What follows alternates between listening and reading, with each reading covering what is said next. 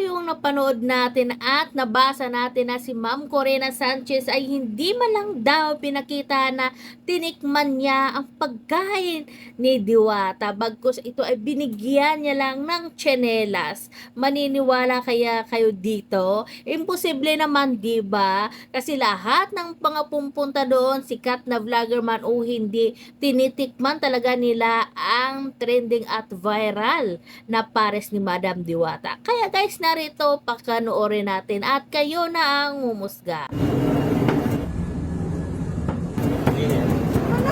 Okay. May sign up pa daw. Okay. May sign up pa daw. So yun na guys, 'di ba? Walang katotohanan yung nabasa natin na hindi man lang pinakita na tinikman ni Madam Corina Sanchez ang pagkain ni Diwata kasi nababalitaan natin na maarte daw ito or may pagkamaarte itong si Madam Corina. Pero kitang-kita natin, 'di ba?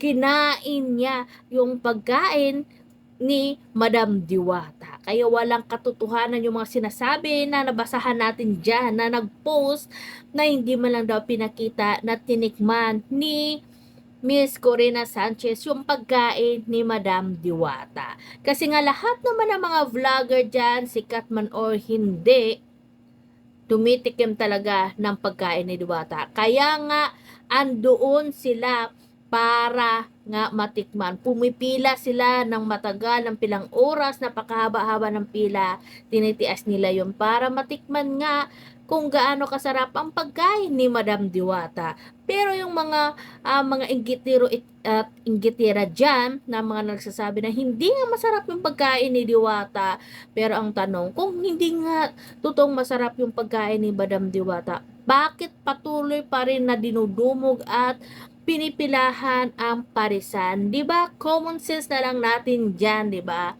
Kasi nga hindi nyo kasi ano yan eh, ganito yan eh. Huwag tayong maniniwala sa mga sabi-sabi lang.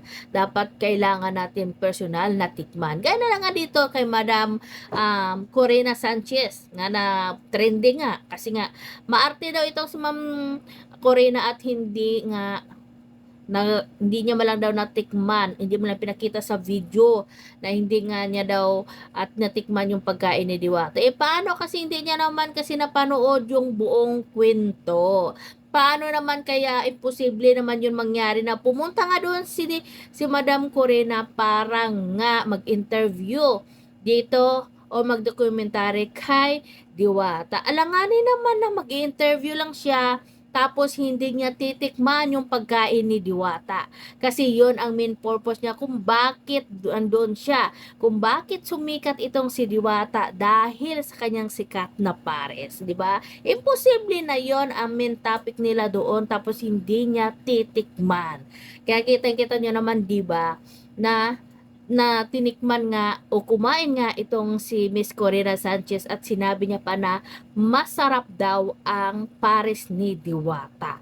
Yung mga tao na lang dito kasi marami kasi ngayon nang-iinggit dito kay Diwata, maraming naninira dito kay Diwata kahit na yung mga ibang mga artista dyan na nagpapasikat din na sinisiraan nila kisyo nga daw yung mga nagbibigay rin ng pera kay Diwata ay sinabi daw na sinauli ni Diwata dahil daw ito ay pike. O, di ba? Marami kasi diyon ngayon ang bumabatikos dito sa mga nagbibigay kay Diwata. Meron din mga tao na ayaw kay Diwata na sinisiraan nila. Meron pa nga doon nga tinatawag nila na dugyot daw at madumi itong si Diwata. Bakit yun lang yung nakikita nyo? Hindi kasalanan ni Diwata na sumikat siya.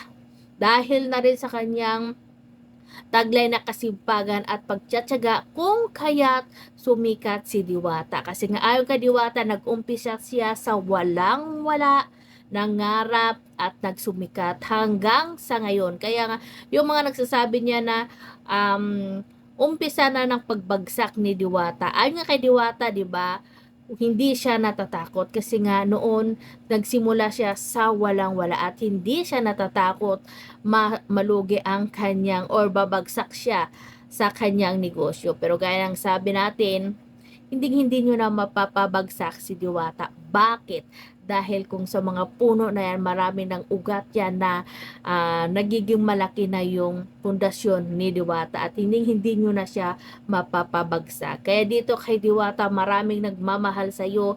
Gaya ng sabi natin, wag na wag kang magbago kasi alam na makita naman natin, 'di ba?